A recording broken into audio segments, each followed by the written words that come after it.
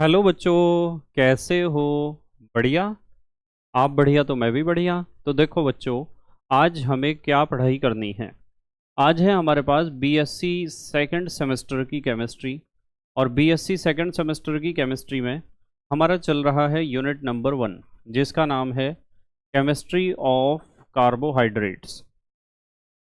और आज इस पहले यूनिट का हमारे पास लेक्चर नंबर 8 है। 7 लेक्चर इसके हो चुके हैं। यदि आप क्लास 9th में है या 10th में है और आपको साइंस का सिलेबस अपना पूरा करना है तो आप प्लेलिस्ट को फॉलो कर सकते हो 9th के साइंस की और 10th के साइंस की। यदि आप क्लास 11th में है या 12th में है या बीएससी फर्स्ट सेमेस्टर या सेकंड सेमेस्टर में है और आपको अपना केमिस्ट्री का सिलेबस पूरा करना है तो आप अपनी क्लास की केमिस्ट्री की प्लेलिस्ट को फॉलो कर सकते हैं, जिसमें आपको पूरा सिलेबस मिलेगा एक डेफिनेट सीक्वेंस में अरेंज किया हुआ। और आप यदि प्लेलिस्ट को एक सिरे से पकड़ोगे और पूरे सिलेबस को शुरू से पढ़ते चले जाओगे तो आपको किसी भी बुक की आवश्यकता नहीं पड़ेगी, किसी भी नोट्स की आवश्यकता नहीं पड़ेगी और किसी भी ऑफलाइन कोचिंग की आवश्यकता नहीं पड़ेगी। आपको हर एक टॉपिक क्रिस्टल क्लियर हो जाएगा यदि आप प्लेलिस्ट को फॉलो करोगे। ठीक है, तो देखते हैं। हमारे पास जो 8वां लेक्चर है उसमें हमें बहुत इंपॉर्टेंट क्वेश्चन डिस्कस करना है। हमें डिस्कस करना है लॉबरी डी ब्राइन वॉन एकेंस्टीन रीअरेंजमेंट। ये डिस्कस करना है कि लॉबरी डी ब्राइन वॉन एकेंस्टीन रीअरेंजमेंट क्या होता है। बहुत इंपॉर्टेंट क्वेश्चन है। बच्चों को इसका नाम थोड़ा सा खतरनाक लगता है, जैसे ही नाम पढ़ते हैं तो टॉपिक को पढ़ते नहीं हैं, टॉपिक से डर जाते हैं, पर आपको डरना नहीं है, बहुत आसान टॉपिक है। स्टार्ट करते हैं पढ़ाई आज की। आपको सिर्फ पूरा फोकस रखना है, जो जो बात मैं बताऊंगा उसे बिल्कुल ध्यान से समझना है। बिल्कुल तैयार है ना सब? देखो, हमारा टॉपिक है लॉबरी डी ब्राइन वॉन एकेंस्टीन रीअरेंजमेंट। ये मोस्ट इंपॉर्टेंट क्वेश्चन है, इसलिए इसके ऊपर मोस्ट इंपॉर्टेंट का निशान हमने लगाया है। इसमें क्या होता है कि हमारे पास एक मोनोसेकेराइड होता है। मान लो कोई मोनोसेकेराइड है हमारे पास। क्या है? मोनोसेकेराइड। मान लो हमारे पास कोई मोनोसेकेराइड है। मोनोसेकेराइड तो पता ही है आपको कौन कौन से होते हैं। एग्जाम्पल में आप लिख सकते हो ग्लूकोज। ग्लूकोज एक मोनोसेकेराइड है। या फिर फ्रक्टोज भी मोनोसेकेराइड है। या मैनोज।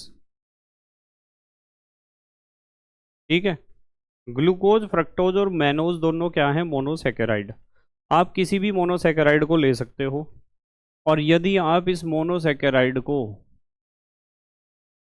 डाइल्यूट NaOH की उपस्थिति में या डाइल्यूट NaOH की प्रेजेंस में यदि आप इसे गर्म करते हो तो आपको एक रीअरेंजमेंट रिएक्शन देखने को मिलेगी जो रिवर्सेबल होगी। ठीक है, आपको देखने को मिलेगी रिवर्सेबल रिवर्सेबल रिएक्शन होगी और रीअरेंजमेंट रिएक्शन होगी।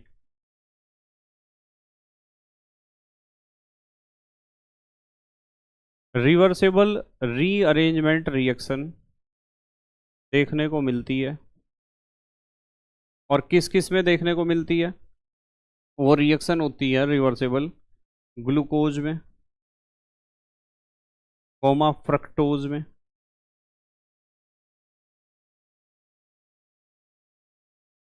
एंड मैनोज में। समझ रहे आप? अब इस चीज़ को मैं थोड़ा डिटेल में समझाऊंगा आपको कि क्या लिखा है। हमारे पास इन तीनों में से कोई सा भी मोनोसेकेराइड आप ले लो, चाहे ग्लूकोज ले लो, चाहे फ्रक्टोज, चाहे मैनोज, और आप उसे गर्म कर दो। हल्का सा गर्म करना है डाइल्यूट NaOH की प्रेजेंस में। तो यदि आपने ग्लूकोज लिया है तो उससे आपको फ्रक्टोज और मैनोज दोनों मिलेंगे, दोनों का मिक्सचर मिलेगा। और यदि आपने फ्रक्टोज लिया है तो ग्लूकोज और मैनोज का मिक्सचर मिल जाएगा। और यदि आप मैनोज लेते हो तो ग्लूकोज और फ्रक्टोज का मिक्सचर मिल जाता है। और रिएक्शन होती है रिवर्सेबल। ठीक है, इस बात को हम ऐसे भी लिख सकते हैं, देखना जरा ध्यान से मैं कैसे बता रहा हूँ आपको। हम लिख सकते हैं इस बात को ऐसे कि जैसे मान लो आपने डी ग्लूकोज ले लिया।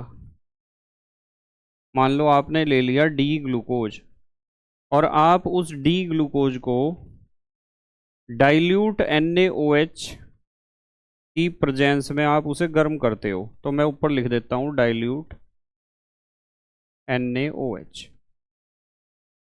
यदि डाइल्यूट NaOH की प्रेजेंस में आपने उसे गर्म कर दिया तो डी ग्लूकोज से आपको डी फ्रक्टोज मिलेगा, डी फ्रक्टोज, और डी फ्रक्टोज के साथ आपको डी मैनोज भी मिलेगा। और ये सारे एक दूसरे में बदलते रहेंगे, रिवर्सेबल रीअरेंजमेंट है। यहाँ भी हम लिख सकते हैं डाइल्यूट NaOH। जरा समझने वाली बात है कि मैं क्या लिख रहा हूँ। यहाँ हम लिखेंगे डी मैनोज। अब देखो इस बात का क्या मतलब है। इसका मतलब यह है कि यदि आपने डी ग्लूकोज लिया है और उसे आप गर्म करते हो डाइल्यूट NaOH की प्रेजेंस में, तो डी ग्लूकोज से आपको डी फ्रक्टोज भी मिलेगा, डी मैनोज भी, और ये भी आपस में बदलते रहेंगे। ये दोनों भी आपस में बदलते रहेंगे, ये भी। जब भी तो रिवर्सेबल का निशान है दोनों जगह, आप देख रहे होंगे कैसा निशान लगाया रिवर्सेबल का। यदि आप बर्तन में लोगे डी फ्रक्टोज और उसे डाइल्यूट NaOH के उपस्थिति में थोड़ा गर्म करोगे तो डी फ्रक्टोज से आपको डी मैनोज मिलेगा और डी ग्लूकोज मिलेगा, और ये फिर दोबारा से डी फ्रक्टोज को बनाने लग जाएंगे। यानी ये तीनों एक दूसरे में बदलते रहते हैं। आप चाहे इससे स्टार्ट कर दो रिएक्शन को, चाहे इससे कर दो स्टार्ट, चाहे तो इससे, ये तीनों एक दूसरे में क्या होते रहते हैं, बदलते रहते हैं। इसकी प्रेजेंस में, डाइल्यूट NaOH की प्रेजेंस में। जल्दी से स्क्रीनशॉट लो, हमें इसका मैकेनिज्म समझना है कि किस तरीके से ये एक दूसरे में बदलते हैं। ले लिया स्क्रीनशॉट? ठीक है, देखो मैकेनिज्म सीखते हैं इसका कि कैसे होता है ये। तो एक हेडिंग लगा लेते हैं, मैकेनिज्म।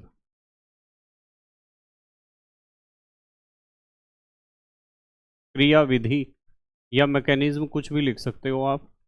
बस अब आपका फोकस होना चाहिए पूरा, जितनी बात मैं समझाता हूँ बिल्कुल ध्यान से समझनी है सारी बात। सबसे पहले हमारे पास, मान लो हम ग्लूकोज ही लेते हैं, ग्लूकोज, ग्लूकोज लेते हैं चलो। ग्लूकोज में सबसे ऊपर होता है CHO, तो यहाँ ले लिया हमने CHO, और यहाँ होगा आपका CHOH, ये ले लिया कार्बन, और इधर H लिख दो, इधर OH। और उसके बाद हम लिखते हैं CHOH का होल थ्राइस, और फिर लिख देते हैं लास्ट में, क्या लिखते हैं, CH2OH। ये है हमारे पास क्या, ग्लूकोज है ये हमारे पास। यहाँ से हम स्टार्ट करेंगे, लिख देते हैं ग्लूकोज। ये है ग्लूकोज, ग्लूकोज लिखो, या आप डी ग्लूकोज भी लिख सकते हो। ठीक है, डी फॉर्म और एल फॉर्म आपने पढ़े होंगे, जो नेचर से हमें जिस फॉर्म में ग्लूकोज मिलता है या फ्रक्टोज मिलता है या मैनोज मिलता है, नेचर हमें इन तीनों मोनोसैकेराइड को जिस फॉर्म में मिलते हैं ना, ये तीनों मोनोसैकेराइड, वो डी फॉर्म ही होती है। कौन सी होती है, डी फॉर्म। तो अब हमें क्या काम करना है, अब हमें करना है NaOH की प्रेजेंस में जैसे ही आप इसे गर्म करते हो, यहाँ एरो की जगह हम लगाएंगे रिवर्सेबल का निशान, और यहाँ लिखेंगे OH नेगेटिव। ठीक है, NaOH से प्राप्त होने वाले OH नेगेटिव। तो होगा क्या कि जब NaOH की प्रेजेंस में आप इसे गर्म करोगे ना, हल्का सा गर्म करना है, चाहो तो यहाँ डेल्टा भी लिख सकते हो। तो सबसे पहले क्या होता है कि ये जो हमारा ये वाला बॉन्ड है हाइड्रोजन और कार्बन के बीच का, इस बॉन्ड के दोनों इलेक्ट्रॉन यहाँ चले जाते हैं, जिसकी वजह से कार्बन कार्बन के बीच बनता है डबल बॉन्ड। और जब दोनों इलेक्ट्रॉन यहाँ चल गए, डबल बॉन्ड बन गया यहाँ, तो फिर इस डबल बॉन्ड में एक पाई बॉन्ड है, उस पाई बॉन्ड के दोनों इलेक्ट्रॉन चले जाते हैं ऑक्सीजन के ऊपर, जिसकी वजह से ऑक्सीजन के ऊपर आ जाता है नेगेटिव चार्ज और इसके ऊपर आ जाता है पॉजिटिव चार्ज। अब आखिरकार होगा क्या, ये H पॉजिटिव वहाँ जाकर जुड़ जाएगा, ऊपर OH बनेगा, वहाँ क्या बनेगा, OH। तो हम लिख सकते हैं, हम लिख सकते हैं कि ये जो कार्बन है ना हमारे पास, ये वाला कार्बन, इस कार्बन के पास एक तो H है और एक है OH। एक H है पुराना, पुराने H को मैं यहाँ लिख देता हूँ, और जो ऑक्सीजन के साथ ये वाला H गया है तो बन गया OH। अब देखो यहाँ आपको पता है कार्बन और कार्बन के बीच में क्या आ चुका है, डबल बॉन्ड। ये वाला बॉन्ड यहाँ शिफ्ट हो गया ना, ये दोनों इलेक्ट्रॉन, ये बॉन्ड यहाँ शिफ्ट हो गया, तो यहाँ डबल बॉन्ड कार्बन, और कार्बन के साथ क्या जुड़ा हुआ है, कार्बन के साथ जुड़ा हुआ है ये OH। क्या जुड़ा हुआ है, OH। तो इस OH को हम ऐसे दिखा देते हैं OH, क्योंकि हमें ज़रूरत पड़ेगी इस वाले बॉन्ड को तोड़ने की भी। और ये कार्बन है यहाँ, CHOH होल थ्राइस, और नीचे है CH2OH। अब इस स्पीसीज को ध्यान से देखो आप। जब आप इस स्पीसीज को देखते हो तो इसमें एक बात देखने को मिल रही होगी कि डबल बॉन्ड भी है और OH ग्रुप भी है। तो जब डबल बॉन्ड और OH ग्रुप है तो इस स्पीसीज को हम कहते हैं इनॉल। क्या कहते हैं? इनॉल। तो इसे हम पूरा लिख सकते हैं इनॉल, इनॉल इंटरमीडिएट। ये एक इंटरमीडिएट स्पीसीज है और इसे हम कहते हैं इनॉल। इन माने डबल बॉन्ड, OL माने OH ग्रुप। अब इसका क्या होगा? इनॉल इंटरमीडिएट का क्या होगा? जब OH नेगेटिव की उपस्थिति में आप गर्म करते हो तो ये जो इंटरमीडिएट बनता है इसमें भी हमें परिवर्तन देखने को मिलते हैं। क्या परिवर्तन देखने को मिलती हैं? ध्यान से समझना जरा। सबसे पहले तो क्या होता है कि ये जो बॉन्ड है इसके दोनों इलेक्ट्रॉन चले जाते हैं यहाँ डबल बॉन्ड बनाने के लिए, जिसकी वजह से H पॉजिटिव यहाँ से निकलेगा। और जब यहाँ डबल बॉन्ड बन गया तो इस वाले पाई बॉन्ड की जरूरत नहीं है जो बना था। ये पाई बॉन्ड यहाँ शिफ्ट हो जाएगा, इसके ऊपर आ जाएगा नेगेटिव चार्ज। ये H पॉजिटिव वहाँ उसके ऊपर जाकर जुड़ जाएगा। तो इसका मतलब हमारे पास जो नई स्पीसीज बनेगी वो स्पीसीज कुछ ऐसी बनेगी। देखना जरा, ये हमारे पास हाइड्रोजन था पहले से ही, और ये कार्बन था, ये OH था। ये वाला हाइड्रोजन यहाँ से टूटकर H पॉजिटिव के फॉर्म में वहाँ जाके जुड़ा है, क्योंकि ये दोनों इलेक्ट्रॉन यहाँ शिफ्ट करके नेगेटिव और ये H पॉजिटिव यहाँ जुड़ा है। तो हम लिख सकते हैं यहाँ ऊपर नया हाइड्रोजन एटम आया है और ये हो गया आपका क्या? Single bond. और ये कार्बन है और कार्बन के पास डबल बॉन्ड से क्या जुड़ गया? ऑक्सीजन। क्योंकि ये वाला बॉन्ड यहाँ गया तो डबल बॉन्ड बना। और नीचे फिर नीचे ज्यों का त्यों है CHOH का होल थ्राइस, और नीचे है आपके पास CH2OH। अब आप इस स्पीसीज को ध्यान से देखो। CH2OH, COCHOH का होल थ्राइस और CH2OH। आपको पता चल रहा होगा क्या है ये। यदि ये ग्लूकोज है तो वो क्या है? फ्रक्टोज है। क्या है? फ्रक्टोज। तो हम यहाँ लिख देते हैं ये बना है हमारे पास फ्रक्टोज। ये बना है फ्रक्टोज, ये बन गया फ्रक्टोज। अब हमें क्या काम करना है? फ्रक्टोज के ऊपर फिर दोबारा से यही दिखाना है रिवर्सेबल का निशान। फ्रक्टोज के ऊपर दिखाना है रिवर्सेबल का निशान। ये रिवर्सेबल का निशान दिखाया, ऊपर लिख दिया इसके OH नेगेटिव। ये रिवर्सेबल का निशान है और यहाँ दिखा देंगे OH नेगेटिव, OH नेगेटिव और डेल्टा। अब क्या होगा देखना ध्यान से। अब होगा ये कि ये जो हमारा बॉन्ड है वो फिर दोबारा से यहाँ शिफ्ट कर जाएगा डबल बॉन्ड बनाने के लिए, और इसके पाई बॉन्ड के दोनों इलेक्ट्रॉन यहाँ चले जाएंगे ऑक्सीजन के ऊपर नेगेटिव चार्ज लाने के लिए। तो वहाँ से जो आपका ये H पॉजिटिव रिलीज होगा, ये तो डबल बॉन्ड बन गया, H पॉजिटिव रिलीज होगा, वो इस ऑक्सीजन के पास जुड़ेगा। तो पहले ऊपर तो आएगा आपके पास कार्बन के पास एक H और एक OH। कार्बन के पास एक H है, सबसे ऊपर वाले कार्बन के पास एक H है एक OH है, उसे लिख देते हैं। सबसे ऊपर वाले कार्बन के पास एक H है और एक है OH। OH को हमने ऐसे लिखा है क्योंकि इस बॉन्ड को मुझे तोड़ना है। फिर सिंगल बॉन्ड, ये वाला जो कार्बन है इसके पास सिंगल बॉन्ड बचा है और ऑक्सीजन के साथ ये वाला हाइड्रोजन जुड़ेगा, क्योंकि जब ये दोनों इलेक्ट्रॉन यहाँ डबल बॉन्ड बनाने में चले गए तो ये H पॉजिटिव यहाँ जुड़ेगा इसके ऊपर, तो दूसरे कार्बन के ऊपर जुड़ेगा OH।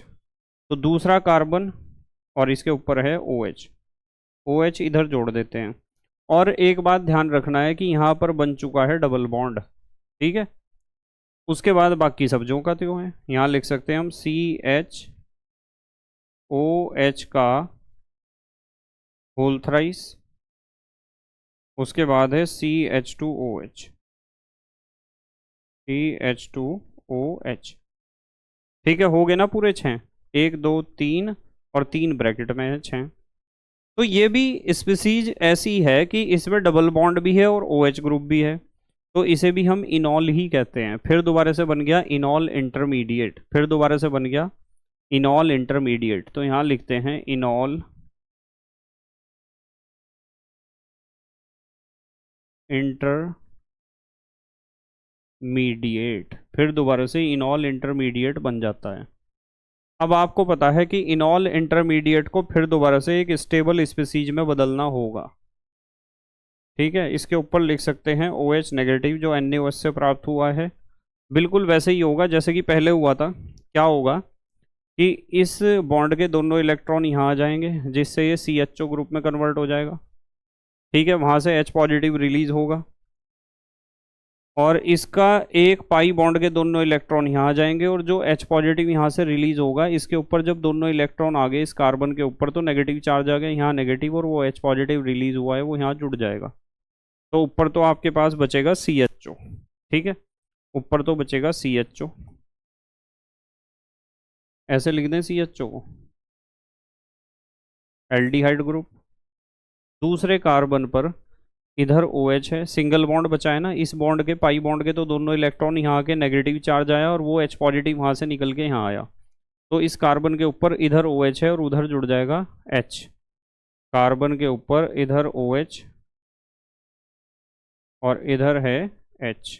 ठीक है, बाकी सब्जियों का त्यों है।